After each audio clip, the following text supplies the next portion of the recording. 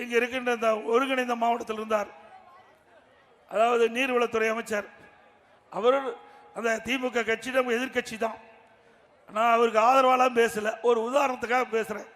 திரு துரைமுருகன் தான் சட்டமன்றத்திலே அதிக நாட்கள் சட்டமன்ற உறுப்பினராக இருந்த ஒருவர். அதிக நாள், இதுவரை யாரும் இல்லை அந்த அளவுக்கு அதிக நாள் சட்டமன்ற உறுப்பினராக இருந்தவர். எமர்ஜென்சியில் ஜெயிலுக்கு போனார், மிஸ்ஸால ஜெயிலுக்கு போனார். அவருக்கு துணை முதலமைச்சர் கிடைக்கல. இந்த திமுக கட்சிக்கு உழைத்தவருக்கு அங்க இடம் இல்லை. யாரு? திரு கருணாநிதி குடும்பத்தில் பிறந்த திரு கருணாநிதியுடைய பேரன் ஸ்டாலினுடைய மகன், அவருக்கு துணை முதலமைச்சர். அந்த கட்சியில் ஜனநாயகம் இருக்குதா? நான் எதிர்கட்சி வரிசையில் கோந்திருக்கிறேன். திரு முதலமைச்சர், அப்புறம் திரு அண்ணன் துரைமுகன், அப்புறம் தான் உதயநிதி. அவர் இப்படி பார்த்துக்கிட்டே இருப்பார், பாவம் பொக்குன்னு பார்த்துக்கிட்டு இருக்காரு. வயசாகி போச்சு. நான் நினைச்சேன், நீங்க இருக்க வேண்டிய இடம் அண்ணா திமுக, போய் திமுக இருந்தனாலதான் உங்களுக்கு இந்த வாய்ப்பு கிடைக்கல. உண்மைதானே? அண்ணா திமுகவில் நான் இருக்கங்க உங்க முன் பேசிக்கிட்ட வாய்ப்பு கிடைச்சிருக்குது. அண்ணா திமுக சகோதரர் வீரமணி இருக்க மாவட்ட செயல் மந்திரி ஆயிருக்காரு. திமுக வர முடியுமா? திமுக பாத்தீங்கன்னா அப்பா மந்திரியா இருப்பாரு, மகன் எம்எல்ஏ இருப்பார். அப்பா மந்திரியா இருப்பாரு, அவருடைய மகன் எம்எல்ஏ இருப்பார்.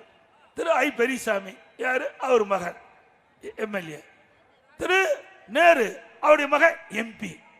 இப்படி குடும்பத்தில் இருக்கிறவங்க, அந்த கட்சியில் இருக்கிறவங்க தான் பதவிக்கு வர முடியும். சாதாரண ஆட்கள் யாரும் இந்த திமுக கட்சியில எம்எல்ஏ எம்பி ஆக முடியாது.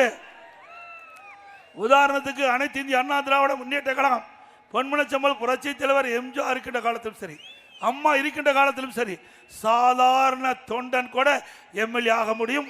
உதாரணத்துக்கு எங்களுடைய தொகுதியில ஏற்காடு சட்டமன்ற உறுப்பினர், ஏற்காடு சட்டமன்ற உறுப்பினர், பெண் உறுப்பினர், 100 நாள் வேலை திட்டத்தில் பணிபுரிந்தவர். அம்மா அவர்கள் எம்எல்ஏ சீட்டு கொடுத்து எம்எல்ஏ ஆக்குறாங்க. 100 நாள் வேலை திட்டத்தில் பணிபுரிஞ்ச ஊழியர்.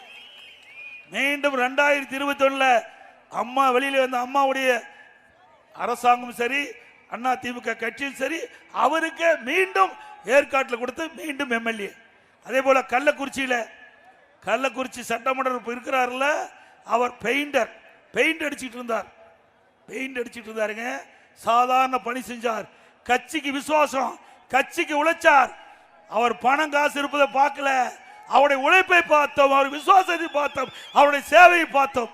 அவருக்கு கள்ளக்குறிச்சி அனைத்து இந்திய அண்ணா திராவிட முன்னேற்ற கழகத்தின் சார்பாக போட்டியிடுறதுக்கு வாய்ப்பு கொடுத்தோம். இன்னைக்கு எம்எல்ஏவா இருக்கிறார். இதுதான் அண்ணா திமுக. அண்ணா திமுக பொறுத்த வரைக்கும் மதம் கிடையாது, ஜாதி கிடையாது, பணக்காரன் ஏழை என்பது கிடையாது.